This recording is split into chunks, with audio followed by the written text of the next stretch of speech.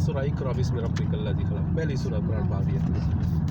ਇੱਥੇ ਵੀ ਲੋਕੀ ਜਾਂਦੇ ਉੱਥੇ हाँ जी जाते हैं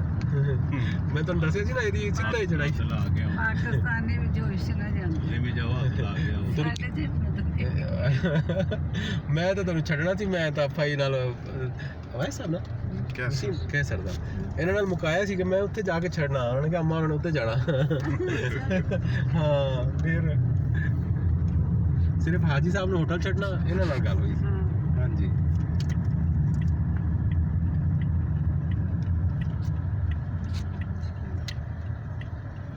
ਉੱਥੇ ਜਾਣਾ ਜਿਹੜੇ ਬਾਬੇ ਨੂੰ ਆਏ ਆੜੀ ਕਿਆ ਚਲਾ ਗਿਆ ਪਤਾ ਲੱਗਿਆ ਪਹਾੜੀ ਤੇ ਇਹ ਪੌੜੇ ਨੇ ਕਿ ਉੱਥੇ ਪੌੜੇ ਬਣੇ हाँ पौड़ियाँ अच्छी ने पौड़ियाँ उत्थे हुकूमत ने बनाई ਆਸਾਨੀ ਹੈ वो छोटी पहाड़ी है ना जी इस वजह तू जड़ा ना उत्थे रश भी ज़्यादा रहता है ये तो तुसी देर नाल गए ना सुबह जाके देखो तो उत्थे बसां ही बसां होंदियां सारियां ਕਿੱਥੇ उत्थे जबल रहमत ਹਾਂ ਉੱਥੇ बाबा आदम अलैहिस्सलाम दी पहाड़ी ਉੱਥੇ ते ਹਰ ਕੋਈ ਜਾ ਸਕਦਾ हाँ जी ਰਸਤਾ ਬਣਿਆ ਤੇ ਜਦੋਂ ਹੱਜ ਦਾ ਦਿਨ ਇਹ ਦੋ ਜਗ੍ਹਾ ਜਿਹੜੀ ਹੈ ਮੁਸ਼ਕਿਲ ਹੱਜ ਦੇ ਦਿਨਾਂ 'ਚ ਨਾ ਤੁਹਾਨੂੰ ਉੱਥੇ ਜਿਹੜਾ ਹੱਜ ਦਾ ਦਿਨ ਹੁੰਦਾ 9 ਜ਼ਿਲ ਹੱਜ ਦਾ ਇਫਾਦ ਦਾ ਦਿਨ ਤੁਹਾਨੂੰ ਪੱਥਰ ਨਜ਼ਰ ਨਹੀਂ ਆਏਗਾ ਐਵੇਂ ਹੁੰਦੇ ਜਿਵੇਂ ਮਾਖੀਆਂ ਦਾ ਛੱਤਾ ਨਹੀਂ ਹੁੰਦਾ ਸ਼ਾਇਦ ਐਵੇਂ ਹੁੰਦੀ ਦੁਨੀਆ ਜਹਾਜ਼ ਬੈਠੇ ਹਾਜੀ ਬੈਠੇ ਹੁੰਦੇ ਜਿਹਨੇ ਜਿਹੜੀ ਜਗ੍ਹਾ ਮੰਨ ਲਈ ਉਹਨੇ ਨਹੀਂ ਛੱਡਣੀ ਸ਼ਾਮ ਦੀ ਰਾਤ ਦੀ ਕਰ ਵੈਸੇ ਵੀ ਇੱਥੇ ਹੱਜ ਤੇ ਵੀ ਇਦਾਂ ਕਰਦੇ ਜਿਹੜੀ ਜਗ੍ਹਾ ਤੋਂ ਬੈਠੇ ਨਾ ਨਾ ਇਹ ਮੇਰੀ ਆ ਚੱਲ ਦੱਸੋ ਉੱਧਰ ਜਾ ਕੇ ਪੜ ਲਾ ਅੱਲਾ ਅੱਲਾ ਹਾਂ ਹਾਲਾਂਕਿ ਇਹ ਹੁੰਦਾ ਹੈ ਕਿ ਦੂਜੇ ਨੂੰ ਮੌਕਾ ਦਿਓ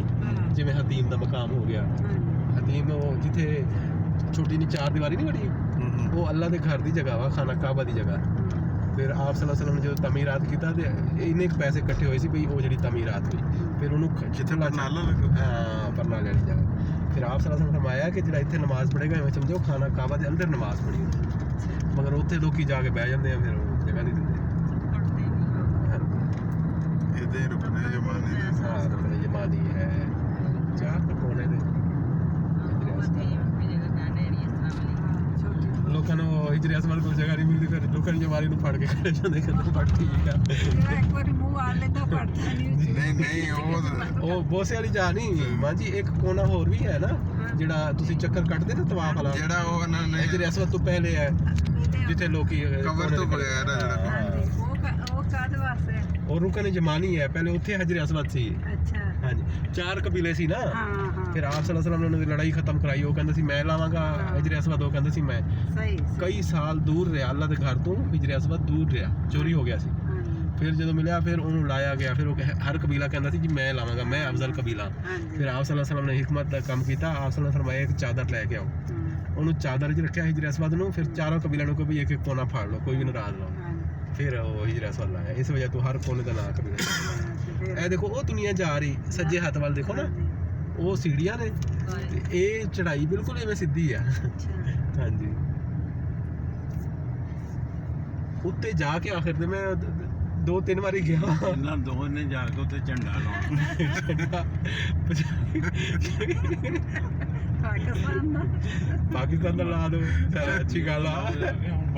ਉਹ ਇਹਦਾ ਤੁਸੀਂ ਕਹਿ ਰਹੇ ਨਾ ਜਿਹੜੇ ਇੱਥੋਂ ਦੇ ਲੋਕੀ ਆ ਨਾ ਸਾਊਦੀ ਉਹ ਵੀ ਕਹਿੰਦੇ ਆ ਦਾ ਹੱਕੀ ਜਬਲ ਹੱਕ ਪਾਕਿਸਤਾਨੀ ਵੀ ਇਹ ਪਹਾੜ ਪਾਕਿਸਤਾਨੀ ਨਹੀਂ ਹੈ